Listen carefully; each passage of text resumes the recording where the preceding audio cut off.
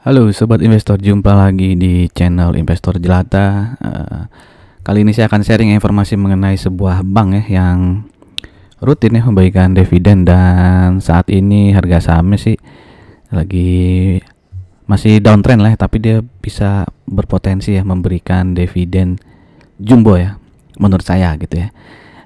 Kira-kira ya 8% gitu ya. Nah, mari kita kenalan dengan saham bank tersebut. Nah, sebelum mulai saya ingin menginformasikan beberapa video yang sudah pernah saya buat ya. Ada yang Telkom gitu ya, yang profitnya sebenarnya tahun 2003 ini naik, tapi harga saham masih turun terus ya. Nah, apakah ini saatnya membeli ya, karena Telkom juga dividennya cukup besar ya. Lalu ada juga saham pembuat paspor dan kartu ATM ya, yang jarang dibahas tapi profitnya sedang naik tinggi ya di tahun 2023. Nah, itu juga potensi memberikan dividen jumbo. Lalu ada Demas, MPMX ya, yang saham-saham yang memang rutin memberikan dividen. Lalu ada juga daftar dividen ya di antara tanggal 24 sampai dengan 30 November ya. Tanggal 24 mungkin udah lewat, tapi kan masih ada beberapa emiten yang masih akan membagikan dividen di minggu ini ya, yaitu Medco, Nelly, Unilever, dan Amor ya. Yang Amor tanggal 24 sih kayaknya. Nah, untuk teman-teman yang berminat untuk menonton video-video ini, nanti linknya bisa cari di kolom deskripsi ya. Oke, kita lihat ini komposisi kepemilikan saham ya dari bank yang akan kita bahas ya. Dari kepemilikan sahamnya kita udah tahu lah, ini bank Jatim ya, Bank Jawa Timur ya, dengan kode ticker BJTM ya, di mana sahamnya dimiliki ya 51,13%-nya dimiliki oleh apa nih sebutnya ya, Pemprov Jawa Timur ya. Lalu ada juga publik ya, yang di bawah 5% itu sebesar 20,49%. Lalu sisanya tuh banyak ya, dimiliki oleh beberapa kabupaten ya. Ada juga Pemkot ya, Pemkot Surabaya ya. Regensi itu kabupaten ya, iya, beberapa kabupaten ya. Sebenarnya masih banyak kabupaten-kabupaten lain ya, tapi yang besar-besar di atas 1% yang ada di list ini ya. Oke, lalu kita masuk ya ke laporan keuangannya. Sampai dengan September 2023 ya, di mana di sini dilihat pendapatannya naik ya, pendapatan bunga dan syariahnya naik 3,97%, tapi beban bunganya juga naik 19,6% ya, sehingga pendapatan operasional itu turun ya 2,04% dibandingkan tahun lalu. Lalu kita langsung lihat ini laba tahun berjalannya ya, jadi laba bersihnya itu turun 9,06% ya, dimana earning per share-nya sampai dengan September ya, selama 3 kuartal ini sebesar 72,91 ya, dimana ini turun juga 9% ya dibandingkan tahun lalu. Nah, kalau kuartal 3 itu kita bandingkan dengan kuartal 2 ya, di tahun yang sama di sini ya, itu sebenarnya pendapatannya naik 5,25% ya. Kalau dibandingkan tahun lalu juga di kuartal 3 2022 itu ada kenaikan 5,49% ya dari segi pendapatan. Tapi dari segi net income ya, kalau kuartal 3 ini dibandingkan kuartal 2 itu ada penurunan 9,6 juga ya. Dibandingkan tahun lalunya itu ada penurunan 3,35%. Oke, ini juga ya berita ya udah cukup lama sih, bulan Juni ya. Sejumlah direksi dan komisaris Bank Jatim memborong saham BJTM ya. Ini borong sahamnya berarti setelah membagikan dividen ini ya, dividen yang dari laba tahun 2022 ya. Setelah dapat dividen ini beberapa direksi dan komisarisnya membeli saham ya di harga Rp650. Nah, artinya harga pelaksana Rp650 ya. Total nilai transaksinya 1,01 miliar gitu ya. Ini yang membeli berapa orang ya, bukan cuma satu orang doang. Oke, lalu kita lihat dari rasio dari Bank Jatim ini ya, dimana PR-nya 6,33 ya. Ini termasuk rendah ya kalau kita lihat histori Bank Jatim sendiri ya, karena sempat sampai 9 dan 8 kali ini. PBV-nya juga termasuk rendah kalau dibandingkan historisnya. Nanti kita lihat ya rata-rata PBV-nya selama 5 tahun terakhir itu berapa ya. Oke, lalu ROE-nya ya, ROE-nya juga turun ya. Jadi ROE turun ya, wajar kalau PR dan PBV-nya juga turun gitu ya. Dan DER-nya 7,93 ya. Untuk bank memang biasanya DER-nya itu di atas 1 ya. Jadi nggak usah heran kenapa DER para bank itu tinggi-tinggi ya. Tapi ini termasuk tinggi sih di antara bank juga ini si BJTM ya. Nah, kita lihat ya. Di subsektor banks ini ya, bank ini PBV-nya kan 1,2 rata-rata ya.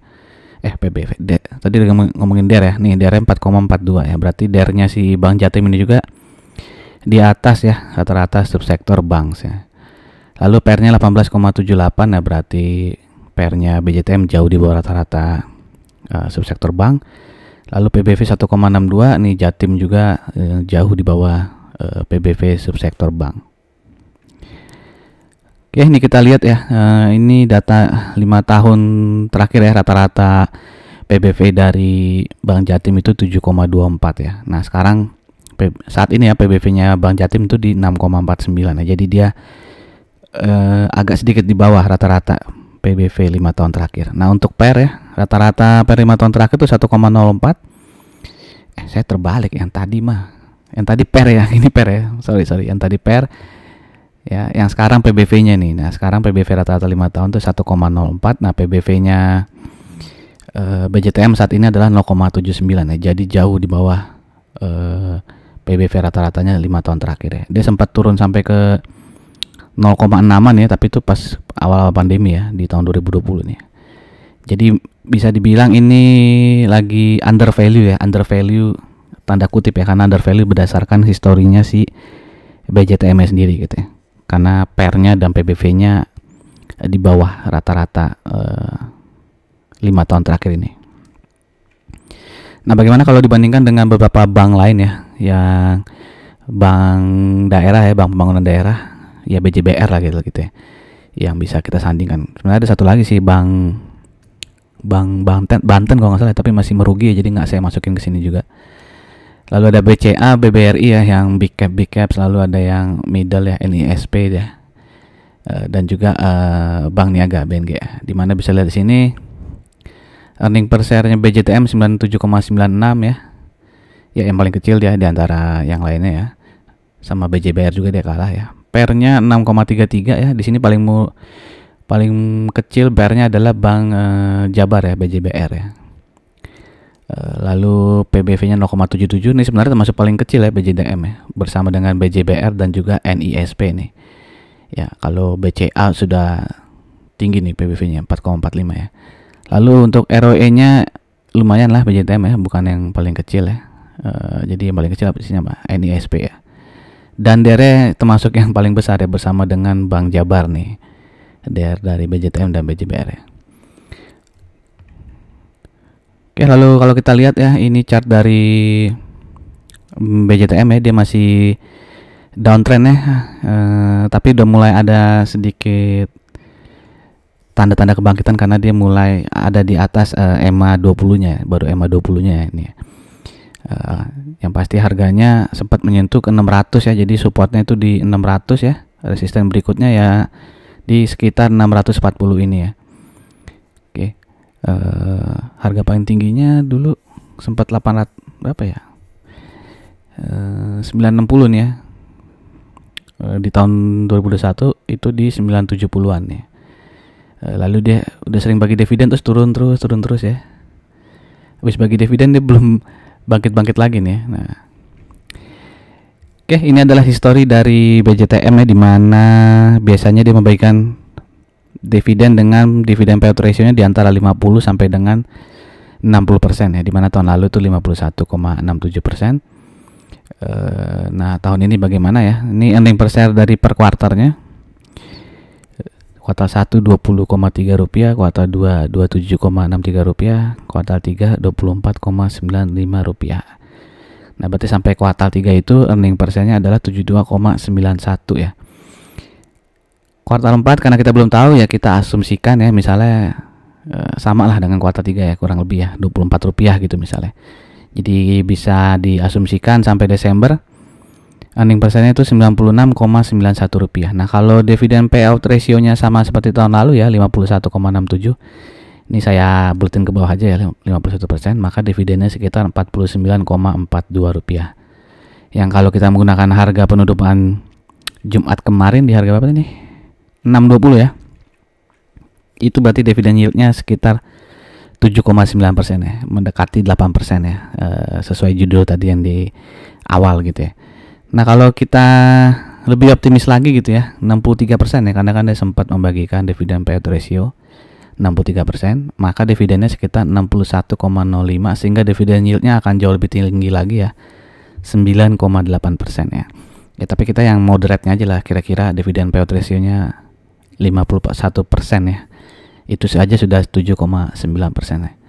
Jadi menurut saya cukup menarik ya, di harga BJTM yang sekarang 620 ya.